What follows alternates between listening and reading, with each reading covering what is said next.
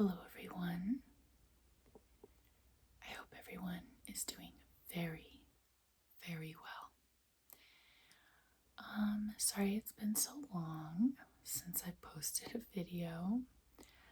I don't know if any of you have done remodeling in your house, but we took out my shower and put in a new bathtub and a new shower, and it was a debacle, let's just say.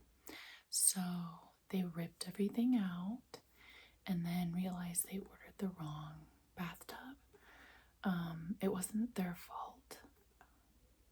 Actually, my next door neighbor built our house and everything's just totally backwards. That's probably the third time that we've heard someone say, I've never seen this before, when they're doing something to the house. So that was fun. I'm really glad it's over, but it kind of disrupted my life for a while because we had a giant hole in our house for 2 weeks, and it was supposed to be done a month ago. So it was just, everything was kind of upside down. So everything's better now. And I'm going to try to release some videos closer together to kind of make up for lost time. So I hope you enjoy those coming up. Today we're going to read the next story in the Legends of the Egyptian Gods by E.A. Wallace Budge. So the next story, the last one we read, was Ra and Isis, and she was trying to get him to tell her his name, his real name, and she baited him with a snake. I guess he got bit by a snake. She's kind of a bee, but a lot of gods and goddesses are kind of bees sometimes. So. Okay, so this one it's Legend 4, and it's called The Legend of Heru Behutet in the Winged Disc. And we see a lot of the winged disc in a lot of Egyptian art and mythology. So let's get started. The text of this legend is cut in hieroglyphics on the walls of the temple of Edfu in Upper Egypt, and certain portions of it are illustrated by large bas-reliefs. Both text and reliefs were published by Professor Neville in his volume entitled Myth de Horus. The Myth of Horus, right, guys? It's French. A German translation appeared in a lot of German words. Abhandlungen der Göttinger Akademik. So something academic. And another by Weidman in his Die Religion. The legend, in the form in which it is here given, dates from the Ptolemaic period, but the matter which it contains is far older. Oh, there's a lot of pictures, but they won't make any sense yet.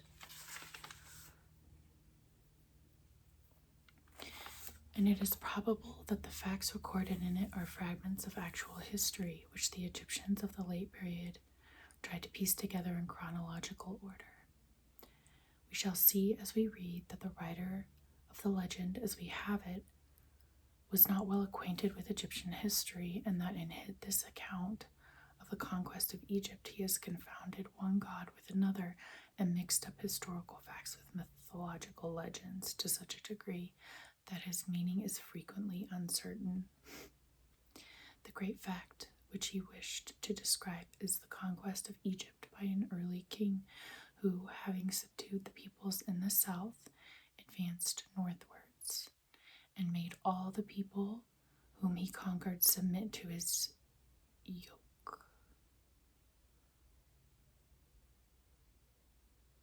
I don't know why I don't know. It's Y-O-K-E. I don't know why I don't know what that means, but I don't for some reason.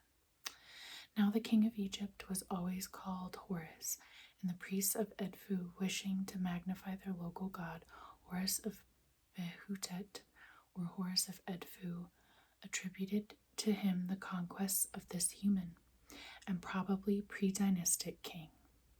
We must remember that the legend assumes that Ra was still reigning on earth, though he was old and feeble and had probably deputed his power to his successor, who the legend regards as his son.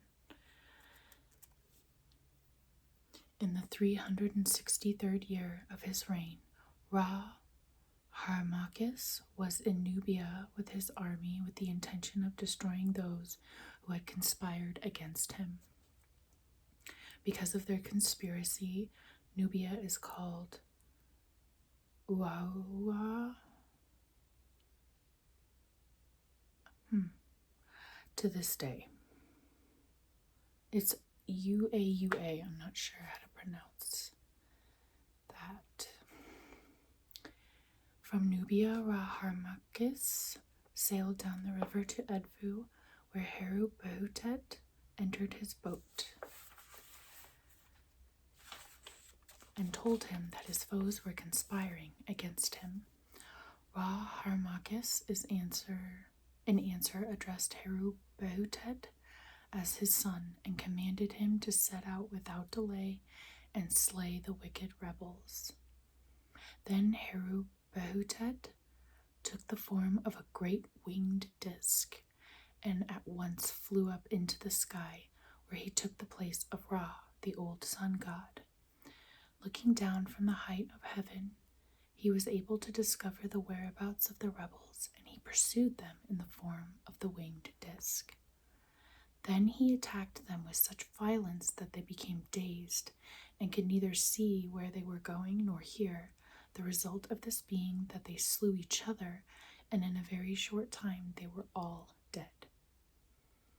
Thoth, seeing this, told Ra that because Horus had appeared as a great winged disc, he must be called Heru Behutet, and by this name Horus was known ever after in Edfu.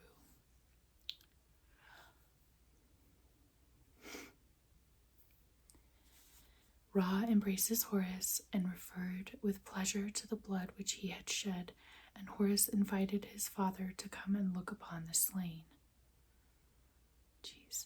Ra set out with the goddess Ashtoreth. Oh, weird. Maybe there's two different names that mean like the same god. That happens quite a bit.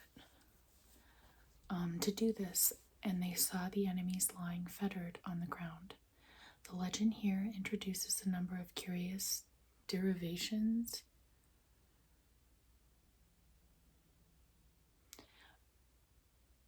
of the names of Edfu, which are valueless and which remind us of the derivations of place names propounded by ancient Semitic scribes. In gladness of heart, Ra proposed to sail on the Nile, but as soon as his enemies heard that he was coming, they changed themselves into crocodiles and hippopotami.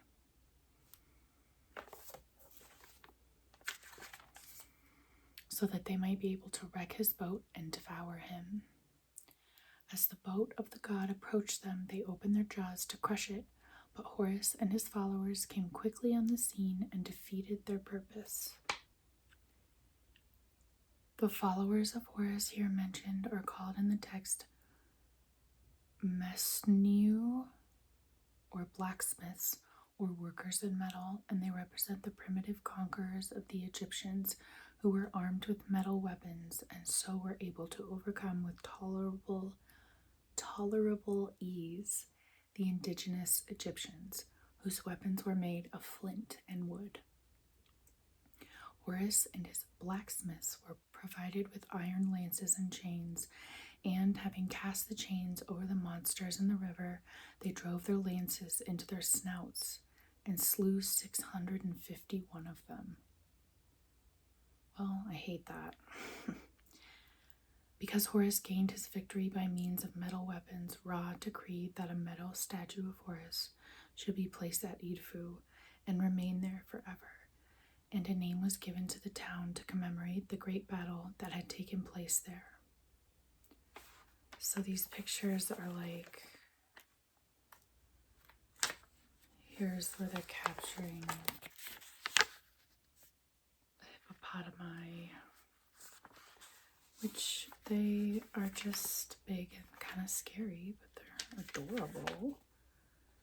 And here's him like killing it. I'm not going to show that one for that long.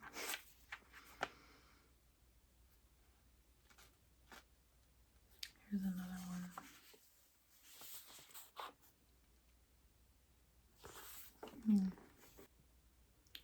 Ra applauded Horus for the mighty deeds which he had been able to perform by means of the spells contained in the Book of Slaying the Hippopotamus. Horus then associated himself with the goddess Uaket and Nekibet, who were in the form of serpents, and taking his place as the winged disc on the front of the boat of Ra, destroyed all the enemies of Ra, wheresoever he found them. When the remnant of the enemies of Ra saw that they were likely to be slain, they doubled back to the south. But Horus pursued them and drove them down the river before him as far as Thebes. One battle took place at Tekhmet,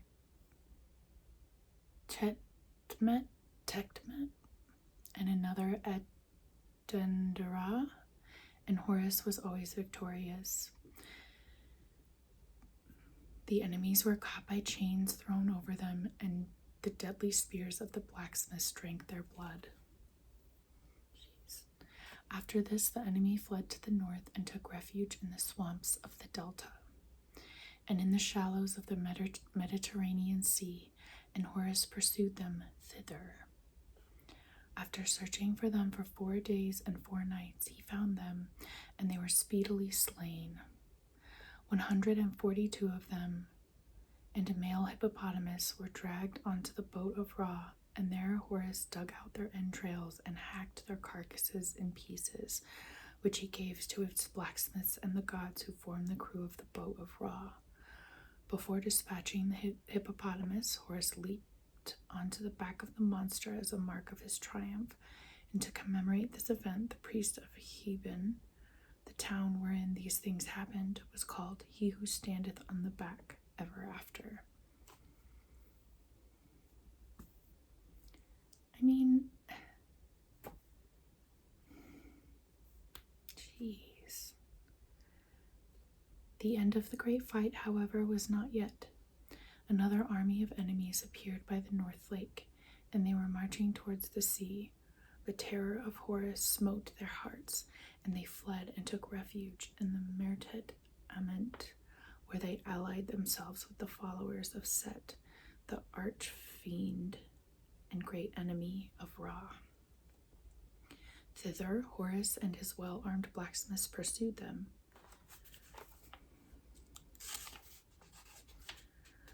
And came up with them.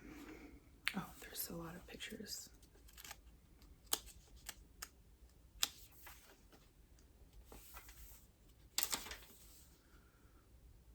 And came up with them at the town called Pererehu,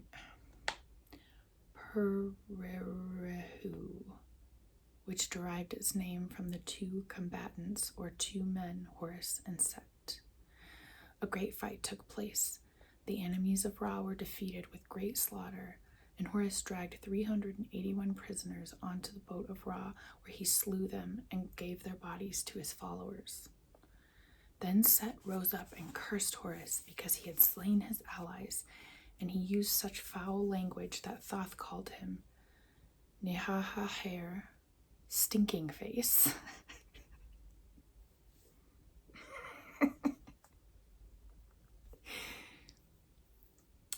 That is like the funniest thing I've ever read in any kind of Egyptian mythology. I'm sorry. I'm sorry. Thoth. I knew he was great. And this name clung to him forever after. That sucks. Stinking face. So if you want to call someone stinking face in ancient Egyptian, it's Nehahaher. After this, Horus and Set engaged in a fight which lasted a very long time. But at length, Horus drove his spear into the neck of Set with such violence that the fiend fell headlong to the ground.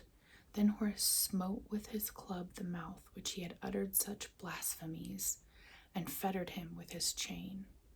In this state, Horus dragged Set onto the presence of Ra, who ascribed great praise to Horus, and special names were given to the palace of Horus and the high priest of the temple in commemoration of the event. When the question of the disposal of Set was being discussed by the gods, Ra ordered that he and his fiends should be given over to Isis and her son Horus, who were to do what they pleased with them.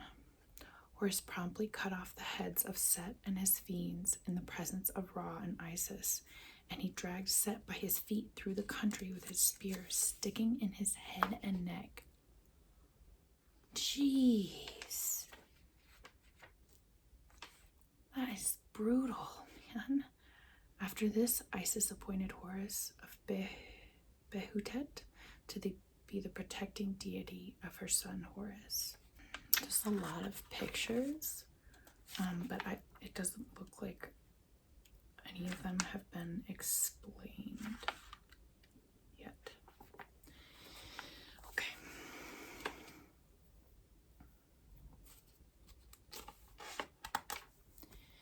The fight between the sun god and Set was a very favorite subject with Egyptian writers, and there are many forms of it.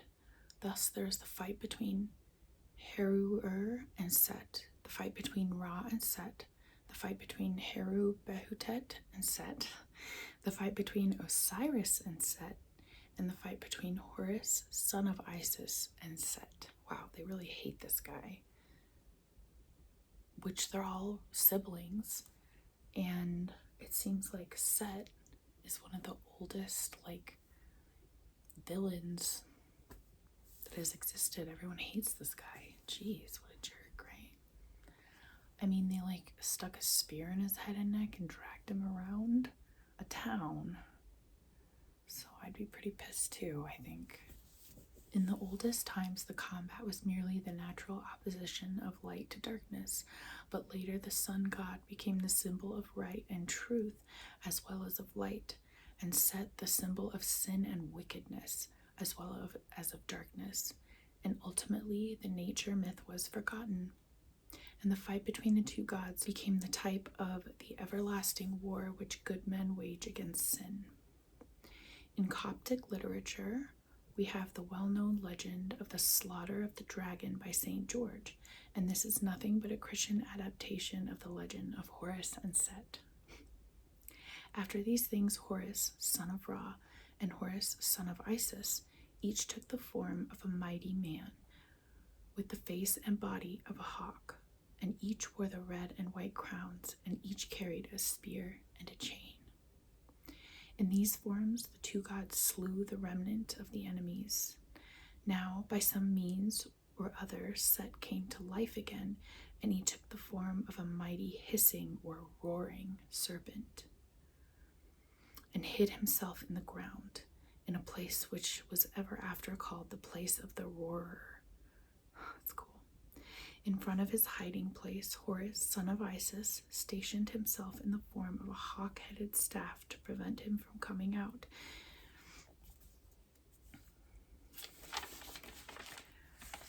In spite of this, however, Set managed to escape, and he gathered about him the Smai and Seba fiends at the Lake of May, and waged war once more against Horus. The enemies of Ra were again defeated, and Horus slew them in the presence of his father. Horus, it seems, now ceased to fight for some time and devoted himself to keeping guard over the great god, who was in Anrut, a district in or near Heracleopolis. This great god was no other than Osiris, and the duty of Horus was to prevent the Smai fiends from coming by night to the place. In spite of the power of Horus, it was found necessary to summon the aid of Isis to keep away the fiends. And it was only by her words of power that the fiend Ba was kept out of the sanctuary. As a reward for what he had already done, Thoth decreed that Horus shall be called the Master Fighter, passing over the derivations, I don't even know what that means, of place names which occur here in the text. We find that Horus and his blacksmiths were again obliged to fight bodies of the enemy who had managed to escape, and that on one occasion they killed 106 foes. In every fight, the blacksmiths performed mighty deeds of valor, and in reward for their services, a special district was allotted to them to dwell in. The last great fight in the north took place at Tanis, in the eastern part of the delta. When the position of the enemy had been located, Horus took the form of a lion with the face of a man, and he put on his head the triple crown. His claws were like flints, and with them he dragged away 142 of the enemy, and tore them in pieces and dug out their tongues, which he carried off as symbols of his victory. This guy is ruthless, man. Meanwhile, rebellion had again broke out in Nubia, where about 1/3 of the enemy had taken refuge in the river in the forms of crocodiles and hippopotami. Ra counseled Horus to sail up the Nile with his blacksmiths, and when Thoth had recited the chapters of protecting the boat of Ra over the boats, the expedition set sail for the south. The object of reciting these spells was to prevent the monsters which were in the river from making the waves to rise and from stirring up storms which might engulf the boats of Ra and Horus and the blacksmiths. When the rebels and fiends who had been uttering treason against Horus saw the boat of Ra with the winged disc of Horus accompanied by the goddesses Uaket and Nekhebet in the form of serpents, they were smitten with fear, and their hearts quaked, and all power of resistance left them, and they died of fright straightway. When Horus returned in triumph to Edfu, Ra ordered that an image of the winged disc should be placed in each of his sanctuaries, and that in every place wherein a winged disc was set, that sanctuary should be a sanctuary of Horus and Behutet. The winged discs, which are seen above the doorways of the temples still standing in Egypt, show that the command of Ra was faithfully carried out by the priests.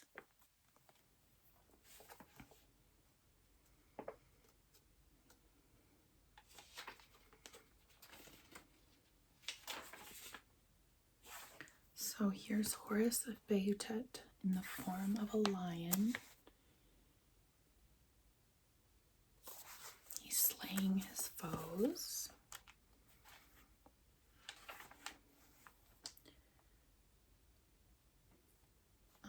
Here he is spearing a god, like a foe in the form of a crocodile.